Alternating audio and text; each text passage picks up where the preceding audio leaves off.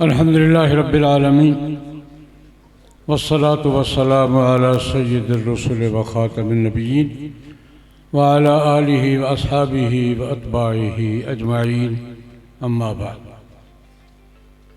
حضرت مولانا سلیم اعجاز صاحب کا شکر گزار ہوں کہ بخاری شریف کے آخری سبق کی اس تقریب میں مجھے بھی حاضری کا اور شرکت کا موقع عنایت فرمایا۔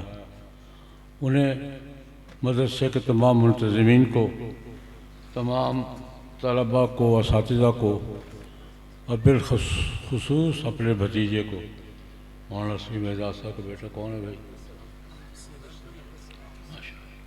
ان سب کو بچوں کو مبارکباد دیتا ہوں۔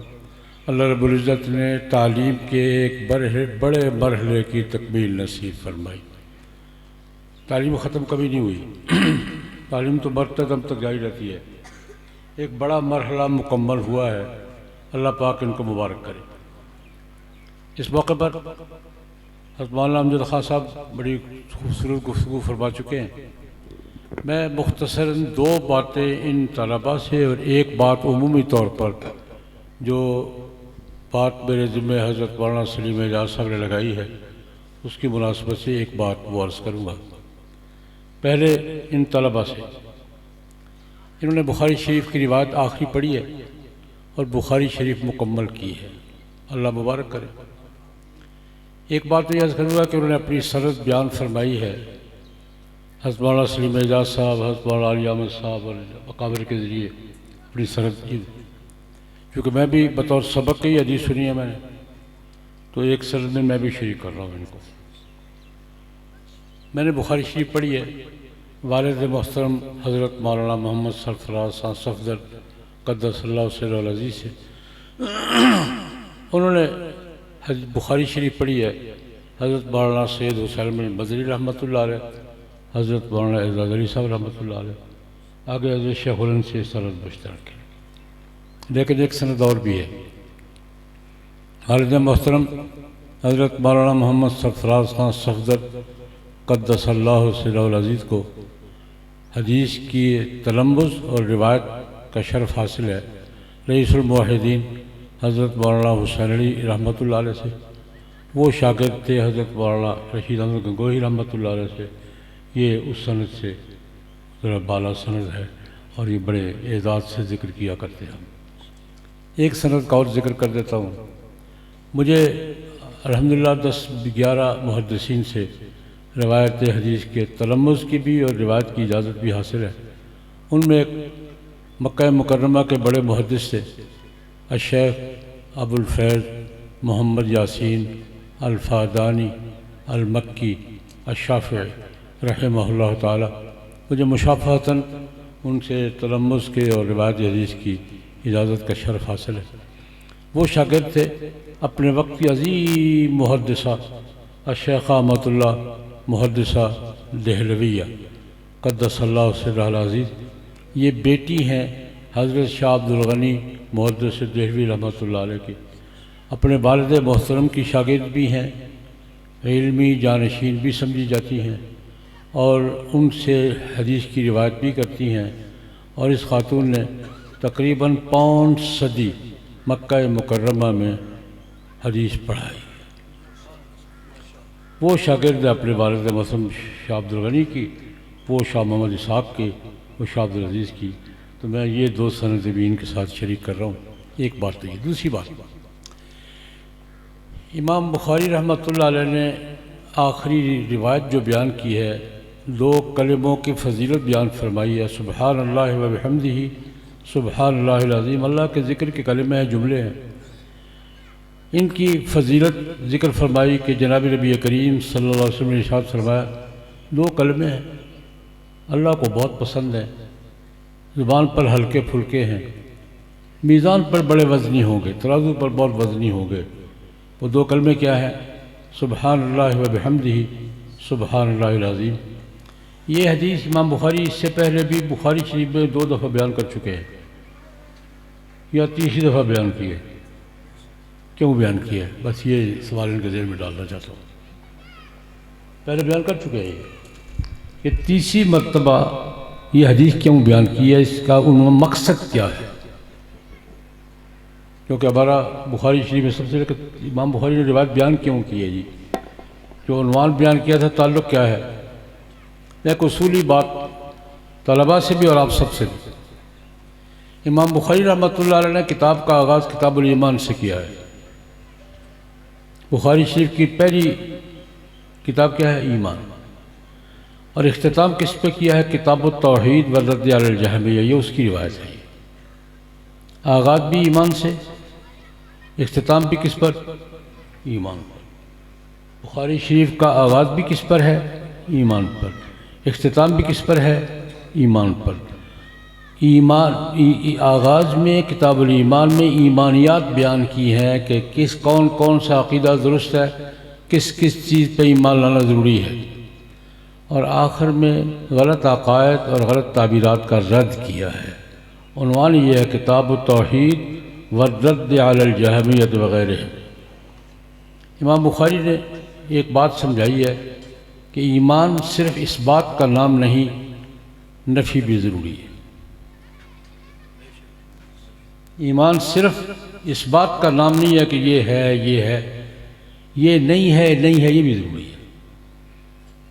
آج کا ہمارا فلسفے کا، سویلائزیشن کا، تہذیب کا سب سے بڑا جھگڑا مغرب سے ہے، اور اس کی بنیادی بات یہ ہے کہ مغرب ہم سے جھگڑتا ہے اس بات پر، اپنے آپ کو صحیح کہو، دوسروں کو غلط کیوں کہتے ہو؟ پازیٹیو بات کرو، نیگیٹو نہیں کرو۔ مہاراج کا جھگڑا یہ ہے، سارا جھگڑا یہیں آ کے سمٹ جاتا ہے کہ مغرب کا فلسفی، مغرب کا سیاستدان، مغرب کا دانشور ہم سے بنیادی مطالبہ یہ کرتا ہے اپنے آپ کو صحیح کہو، دوسروں کو غلط کیوں کہتے ہو؟ یہ نفی ہے، یہ نیگیٹو ہے، نیگیٹو سے لڑائی ہوتی ہے۔ یہ بات میں کب نہیں لگا رہا ہوں، کلنٹن صاحب نے صدارت کے دور میں جدے میں کھڑے ہو کر مسلمانوں کی کانفرنس پہ کہا تھا کہ جب تک تم دوسروں کی نفی نہیں چھوڑو گے تمہاری فکر میں مصالحت نہیں ہوگی۔ میں عرض کیا کرتا ہوں، ان سے جب بات کرتا ہوں، بھائی ہمارا تو کام ہی لا سے شروع ہوتا ہے۔ کلمے میں پہلے لا کہتے ہیں کہ اللہ کہتے ہیں؟ ہمارا کام ہی کہاں سے شروع ہوتا ہے؟ لا سے۔ لا نفی جنس سے، کوئی ایک ہے، لا سب کی نفی کر کے ایک کا اس بات کرتے ہیں۔ ہمارا عقیدہ اس بات اور نفی کے اجتماع کا نام ہے۔ ایک اس بات نفی ہماری صوفیاء کرام کی بھی اپنی جگہ ٹھیک ہے، ایک لا اس بات اور نفی عقیدے کی ہے۔ امام بخاری نے یہ سبق دیا ہے کہ صرف اس بات کافی نہیں، نفی بھی ضروری ہے۔ عقیدے کی بنیاد یہ ہے کہ جہاں یہ کہنا کہ اللہ پر ایمان لانا ضروری ہے، وہاں اللہ کے سوا باقیوں کی نفی کرنا بھی ضروری ہے۔ جہاں سچے نبیوں پر ایمان لانا ضروری ہے، جھوٹے نبیوں کی نفی کرنا بھی ضروری ہے۔ جہاں حلال پر ایمان لانا ضروری ہے، حرام کی نفی کرنا بھی ضروری ہے۔ ایمان نام ہے اس بات اور نفی کا۔ اس لیے میں یہ بات طلباء کے ذہن میں تازہ کرنا چاہتا ہوں کہ آج کے فلسفے کی بنیادی بات ہے، ہم پازیٹیو بات بھی کریں گے، نیگیٹو بھی کریں گے، صحیح کو صحیح بھی کہیں گے، غلط کو غلط بھی کہیں گے، بلکہ پہلے غلط کو غلط کہیں گے، پھر صحیح کو صحیح کہیں گے۔ امام بخاری یہ روایت اس آخری باب میں لایا ہے، ایک غلط عقیدے کا رد کیا، وہ میں تھوڑی سی اس وضاحت کر دیتا ہوں۔ یہ غلط عقیدے کا رد کیا ہے۔ ہمارا ایمان ہے کہ قیامت قائم ہوگی، حشر کا میدان ہوگا، عدالت لگے گی، عدالت میں اللہ کے ہاں حساب ہوگا، عمل بھی تلیں گے، باتیں بھی تلیں گی۔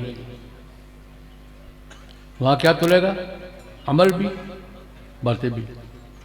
کچھ لوگوں نے نفی کہی، اب عمل تو تلنے والی چیز نہیں ہے، تو بات تلنے والی چیز ہے کوئی؟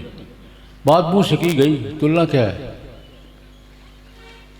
جب یہ بات سمجھ میں نہیں آ رہی تھی تو اپنی سمجھ کو معیار بنا کر، ہمارا آج کا المیہ یہی ہے کہ ہم نے اتھارٹی اپنی سمجھ کو قرار دے رکھا ہے، جو بات سمجھ میں آئے گی وہ مانیں گے، جو سمجھ میں نہیں آئے گی وہ نہیں مانیں گے۔ ہم نے اتھارٹی خدا کو نہیں مانا ہوا، کس کو مانا ہوا ہے؟ میں ہم سے مراد جو ہیں ان کی میں نہیں کہوں ہم نے اتھارٹی کس کو مانا ہوا ہے؟ اپنی سمجھ میں آئے گی تو مانیں گے، سمجھ میں نہیں آئے گی تو اتھارٹی کون ہے؟ کچھ لوگوں کی سمجھ میں نہیں آ رہی تھی کہ بات کیسے تلتی ہے، عمل کیسے تلتا ہے، انکار کر دیا۔ لیکن آج بات تلتی ہے کہ نہیں تلتی؟ میں باتیں کر رہا ہوں، یہ ہوا میں غائب ہو رہی ہیں کہ ریکارڈ ہو رہی ہیں؟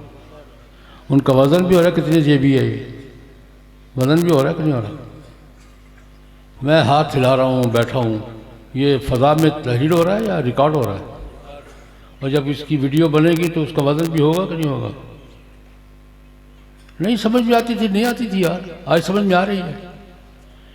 ایک بات میں نوجوانوں سے کہوں گا، جو باتیں سمجھ میں نہیں آ رہی تھی آج سمجھ میں آ رہی ہیں، جو آج سمجھ میں نہیں آ رہی کل سائنس آپ کو سمجھائے گی کہ ٹھیک ہے۔ انکار کس بات کا کرتے ہو؟ بہت سی باتیں سمجھ میں نہیں آ رہی تھی آج سمجھ میں آ رہی ہیں۔ معتزلہ نے انکار کیا تھا وزن اعمال کا کہ سمجھ میں نہیں آتا، عقل میں نہیں آتا۔ آج بات بھی تل رہی ہے اور عمل بھی، ایکشن بھی، ریکارڈ بھی ہو رہا ہے، تل بھی رہا ہے۔ آج اس دلیل کی ضرورت نہیں، لیکن امام بخاری نے اس دور کے تناظر میں کہ اپنی سمجھ کی بنیاد پر چیزوں کا انکار کیا، امام بخاری نے کہا یہ اللہ کہتا ہے ہوگا، رسول کہتے ہوگا، ہوگا۔ میں ایک بات سمجھانے کے لیے عرض کرتا ہوں، یہ ہم نے خام خواہ طے کر رکھا ہے، کسی چیز کے موجود ہونے کے لیے نظر آنا ضروری ہے یا محسوس ہونا ضروری ہے؟ نہیں، بالکل نہیں۔ سائنس نے تو یہ بات بالکل دو ٹوک ثابت کر دی ہے۔ میں ایک چھوٹی سی مثال دیتا ہوں۔ ایک نوجوان نے مجھ سے سوال کیا، میرے سب فرشتے ہیں؟ میں نے کہا ہیں۔ کہاں ہیں؟ میں دو تیرے کندھے پر، دو میرے کندھے پر۔ محسوس نہیں ہو رہے؟ ہو رہے ہیں؟ میں نے کہا دو کم از کم۔ باقی میں ایک دفعہ میں نے حساب لگایا تھا کہ احادیث کی روشنی میں ایک آدمی کے ساتھ کتنے فرشتے ہونے چاہیے، تو 9 تک پہنچا تھا میں، لیکن یہ کم سے کم۔ میں نے کہا دو تیرے کندھے پر، دو میرے کندھے پر۔ کہتے ہیں محسوس نہیں ہو رہے۔ میں نے کہا موجود ہونے کے لیے محسوس ہونا ضروری نہیں ہے، موجود ہونے کے لیے نظر آنا بھی ضروری نہیں ہے، موجود ہونے کے لیے محسوس ہونا بھی ضروری نہیں ہے۔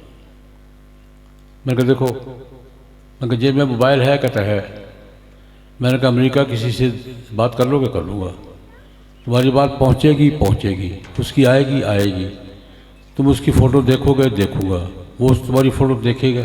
میں نے کہا تمہاری بات امریکہ پہنچنے میں، وہاں سے یہاں آنے میں درمیان میں سیٹلائٹ بھی ہے، براہ راست نہیں آتی، سیٹلائٹ پہ گئی ہے، آئی ہے، یہاں سے گئی ہے، اس میں کتنے گھنٹے لگتے ہیں؟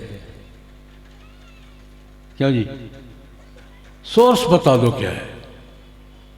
تم نے موبائل اٹھایا ہاتھ میں، یہ تمہارے میں موبائل ہے، اس کے ہاتھ میں موبائل ہے، وہ تمہیں دیکھ رہا ہے، وہ تم اسے دیکھ رہے ہو، درمیان میں کتنے ہزار میل ہے؟ 7 سمندر درمیان میں ہے۔ تم مجھ سے بات کر رہے ہو، وہ تم سے بات کر رہا ہے، وہ تمہیں دیکھ رہا ہے، وہ تم اسے دیکھ رہے ہو، تم اسے ڈانٹ رہے ہو، وہ تمہیں ڈانٹ رہا ہے۔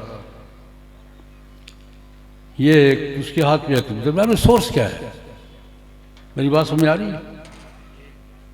سورس بتا دو کیا ہے؟ کہتے ہیں لہریں ہیں، فضا میں لہریں ہیں، وہ لے جاتی ہیں، لے آتی ہیں۔ میں نے کہا لہریں ہیں؟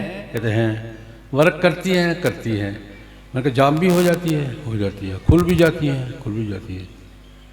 میں نے کہا 2 لہریں تم دکھا دو، 4 فرشتے گارنٹی سے میں دکھاتا ہوں، پوری گارنٹی سے۔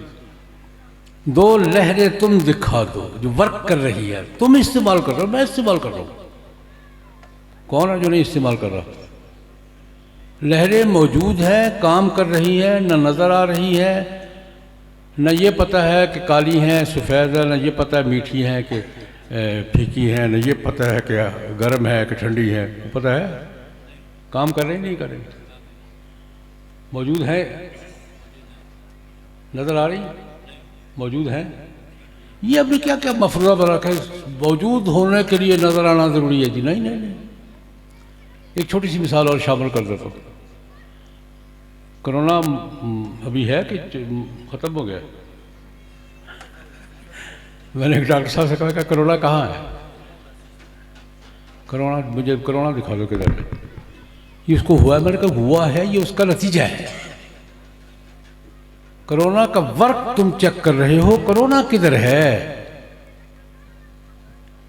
ایک کرونا مجھے دکھا دو تم جو ہو گیا ہے، ہو گیا تو کام کیا تو ہو گیا نا، اس کا ورق چیک کیا تم نے؟ کرونا آج تک کسی ڈاکٹر کے قابو میں کرونا نہیں آیا۔ کرونا جب کام کر گزرتا ہے تو پتہ لگتا ہے جی آج کرونا آیا تھا، جی چکر لگا کے چلا گیا، اب ناک صاف کرتے رہو۔ تو میں نے کیا کہا کہ موجود ہونے کے لیے نہ نظر آنا ضروری ہے نہ محسوس ہونا ضروری ہے، اور زیادہ تر چیزیں کائنات میں وہ ہیں جو موجود ہیں اور نظر نہیں آ رہی۔ نظر آنے والی تو بہت تھوڑی ہیں یار، نظر آنے والی کتنی ہیں؟ نظر نہ آنے والی، محسوس نہ ہونے والی موجود چیزیں کائنات میں بہت زیادہ ہے، اور دن بدن سائنس ایک ایک کر کو ہمارے سامنے اجاگر کر رہی ہے، یہ بھی ہے بھی، یہ بھی ہے بھی، یہ بھی۔ تو خیر امام بخاری نے اس غلط عقیدے کا رد کیا کہ وزن اعمال نہیں تلیں گے، جن کا تلیں گے، باتیں نہیں تلیں گی، امام بخاری کا تلیں گی۔ دلیل دو دی، مزے کی بات ہے، اللہ کہتا ہے نضع الموازین القسط، ہم میزان قائم کریں گے، تولیں گے، تولیں گے۔ اللہ کے رسول فرماتے ہیں یہ دو کلمے بولنے میں ہلکے پھلکے ترازو پر وزنی ہوں گے۔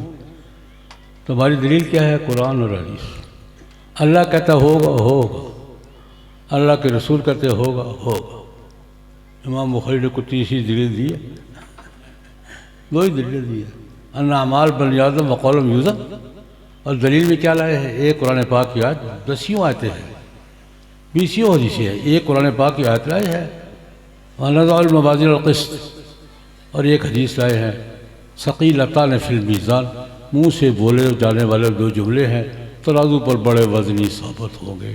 تو یہ میں نے صرف یہ عرض کیا ہے، ترجمۃ الباب سے تعلق کیا ہے کہ امام بخاری یہ حدیث کیوں لائے ہیں۔ ایک بات عمومی کروں گا، یہ مدارس دنیا میں یہ سوال اس پہ بحث ہو رہی ہے، مدارس کیا کر رہے ہیں، کیوں کر رہے ہیں، کیا کیا ہے، یہ ان کا فنکشن کیا ہے، ان کی ضرورت کیا ہے۔ اس پر بالکل اختصار کے ساتھ ایک بات عرض کروں گا۔ ماضی کی ضرورت تو تھی، حال کی ضرورت بھی ہے، میں اس تفصیل میں نہیں جاتا۔ یہ مدارس ہمارے مستقبل کی ضرورت بھی ہیں۔ ہم ماضی کی تعلیم نہیں دے رہے، ایڈوانس ایجوکیشن دے رہے ہیں جس کی مستقبل میں نسل انسانی کو ضرورت ہے۔ اس پر شہادتیں پیش کروں گا، زندہ شہادتیں۔ چارلس صاحب کا نام سنا؟ ساری زندگی شہزادہ رہے، اب بادشاہ ہو گئے، اب بادشاہ سلامت ہے۔ شاہ چارلس کے 8 لیکچر بڑے مشہور ہیں، نیٹ پہ کبھی تلاش کریں مل جائیں گے۔ انہوں نے آکسفورڈ میں لیکچر دیا، میں نے بھی چھاپا ہے وہ۔ اپنے دانشوروں کو کہہ رہے ہیں کہ یار موجودہ سسٹم دنیا کا جو ہے نا یہ ناکام ہو رہا ہے، آلٹرنیٹو تلاش کر۔ چارلس کہہ رہا ہے موجود ہے، کہیں گے میں مہیا کر دوں گا۔ آکسفورڈ میں کھڑا ہو کے کہہ رہا ہے کہ موجودہ سسٹم ناکامی کی طرف بڑھ رہا ہے، آلٹرنیٹو تلاش کرو، متبادل تلاش کرو۔ اور متبادل تلاش کرنے میں میرے 2 مشورے ہیں۔ تجویز میں کہتے ہیں میری یہ ہے کہ آلٹرنیٹو کے طور پر اسلام کو اسٹڈی کرو۔ کس کو؟ ماضی کے طور پر نہیں، مستقبل کے طور پر۔ آلٹرنیٹو کے طور پر، متبادل نظام کے سسٹم کے طور پر کس کو اسٹڈی کرو؟ اسلام کو اسٹڈی کرو، بطور سسٹم آف لائف اسٹڈی کرو۔ لیکن ساتھ 2 باتیں یہ بھی کہی کہ میرا مشورہ یہ ہے، اسلام کو اسٹڈی کرتے ہوئے 2 باتیں بھول جاؤ۔ یہ بھول جاؤ کہ ہمارے بڑے اسلام کے بارے میں کیا ہمیں پڑھاتے آ رہے ہیں، اس کو ایک طرف رکھ کے بھول جاؤ کہ ہمارے بڑے ہمیں اسلام کے بارے میں کیا کہہ رہے ہیں، بھول جاؤ۔ اور اس وقت مسلمان کیا دکھائی دے رہے ہیں، بھول جاؤ۔ اسلام کو اسٹڈی کرو بطور سسٹم آف لائف کے، بطور متبادل کے اوریجنل سورسز سے۔ میرا سوال یہ ہے، اسلام کو اسٹڈی کرنا ہے مستقبل کے نظام کے طور پر اوریجنل سورسز سے۔ اسلام کے اوریجنل سورسز ہارورڈ پڑھاتا ہے، آکسفورڈ پڑھاتا ہے کہ پنجاب یونیورسٹی کون پڑھاتا ہے؟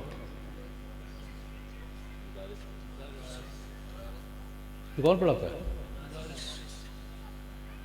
آنے والے دور کی سب سے بڑی علمی ضرورت کیا ہے؟ یہ مدرسہ بطور سسٹم آف لائف کے، بطور یہ آلٹرنیٹو کے اسٹڈی کرو، اسلام کو اسٹڈی کرو اوریجنل سورسز سے۔ اوریجنل سورسز کیا ہے؟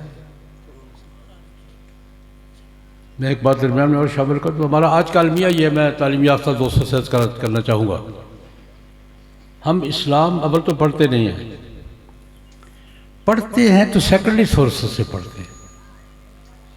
ہم حضور کی سیرت واٹ سے پڑھتے ہیں، برٹرن رسل سے پڑھتے ہیں، مونٹگومری سے پڑھتے ہیں، فلم کے ہٹی سے پڑھتے ہیں۔ پڑھنی حضور کی سیرت ہے، ابو بکر سے نہیں پوچھتے، ہٹی سے پوچھتے۔ میں غلط کہہ رہا ہوں؟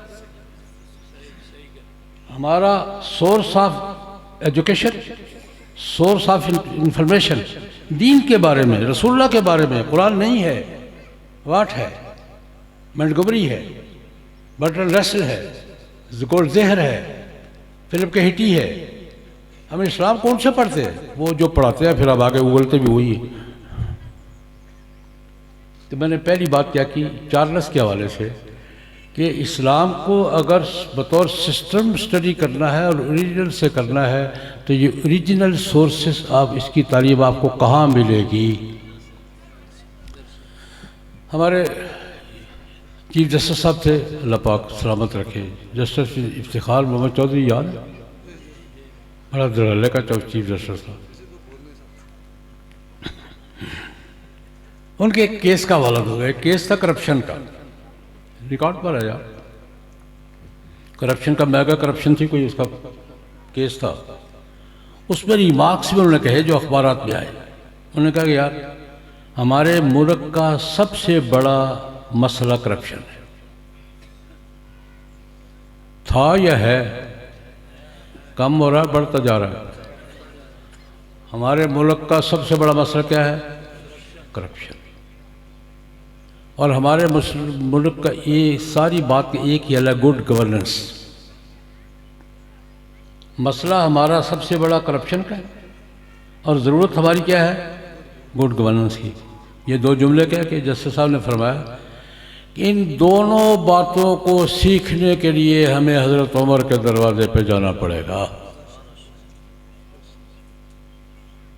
کرپشن کیسے ختم ہوتی ہے حضرت عمر بتائیں گے، اور گڈ گورننس کیا ہوتی ہے یہ کون بتائے گا؟ اس پر میں نے کالم لکھا تھا، ان کا خیر مقدم کیا تھا اور ایک درخواست کی تھی جسٹس صاحب، جنرل صاحب نہیں، اللہ پاک معاف کرے، اللہ معافی دے دے۔ میں نے کہا جسٹس صاحب آپ نے بات بالکل ٹھیک فرمائی ہے، ایک بات یہ بھی شامل فرما دیں کہ حضرت عمر کی گڈ گورننس پنجاب یونیورسٹی پڑھاتی ہے، سندھ پڑھاتی ہے، جام شورو پڑھاتی ہے، کون پڑھاتا ہے؟ جو آج کا سب سے بڑا قومی مسئلہ ہے، حضرت عمر کی گڈ گورننس پڑھاتا کون ہے؟